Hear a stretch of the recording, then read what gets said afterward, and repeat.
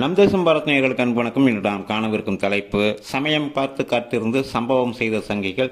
திருச்சியில் முதலமைச்சர் திகைத்து போன சம்பவம். தமிழகத்தில் இருக்கிற எந்த ஒரு சங்கியும் மறந்திருக்க முடியாது. கடந்த 2019 ஆண்டு அப்போ தமிழகத்தில் திரு மு.க. ஸ்டாலின் தலைமையிலான திமுக எதிர்கட்சி.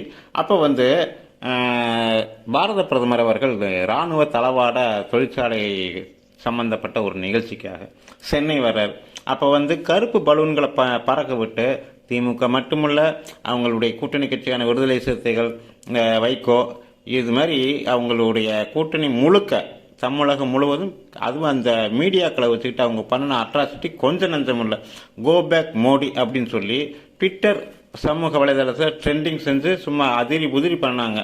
உலகத்தில் இருக்கிற எந்த ஒரு சங்கியும் இதை மறந்துருக்க முடியாது. ரொம்ப மனசை காயப்படுத்தின அந்த சம்பவம். ஆனால் அதே பாரத பிரதமர் இன்னைக்கு திருச்சியில் பன்னாட்டு விமான முனையத்தை திறக்கிறதுக்காக வந்திருக்கிறாரு. அதே அன்னைக்கு கருப்பு பலூன் விட்ட அதே தமிழக திமுக தலைவர் இன்னைக்கு முதலமைச்சர் இருந்துட்டு அதே மேடையில் பேசுறதுக்கு மைக்கை பிடிச்சி பேச ஆரம்பிக்கிறாரு. அவரை பேசவே விடலாம் அங்கே இருக்கிற சங்கிகள்.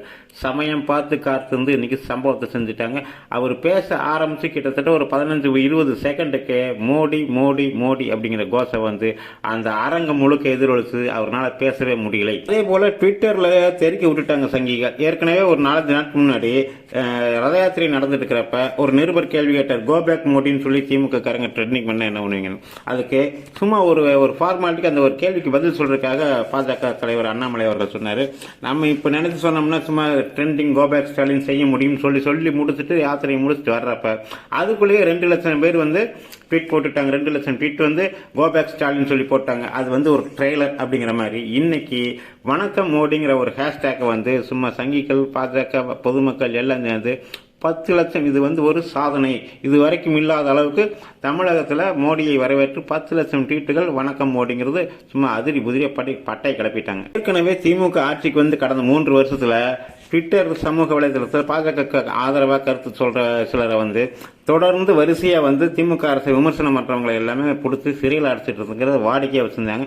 இதுக்கெல்லாம் பதிலுக்கு பதில் பழிக்கு பழி வாங்கும் ஒரு சம்பவமா இந்த ட்ரெண்டிங் சும்மா பட்டை கிளப்பிக்கு. அதுவும் இல்லாமல் முதலமைச்சர் பேசும்போது மோடிங்கிற கோஷை உண்மையிலேயே முதலமைச்சரை மீண்டும் ஒரு அறிவாலயத்துக்கு போனாங்கன்னா, என்ன தலை இந்த தடவை இந்த வாட்டிக்கு அடி பலமோ அப்படின்னு கேட்கிற அளவில் ஒரு சூழ்நிலை கொண்டு விட்டுக்கிறாங்க இந்த சங்கிகள் அப்படிங்கிறது குறிப்பிடத்தக்கது. நடந்திருக்கிற இந்த சம்பவம் 2024 தேர்தலில் தமிழகத்துக்கு ஒரு ஆரம்ப கணக்கு புள்ளியா இருக்கும், திமுகவுக்கு முடிவுரையா இருக்கும் சொல்லி ஒரு சூசகமா நமக்கு தெரியுது. நன்றி, வணக்கம்.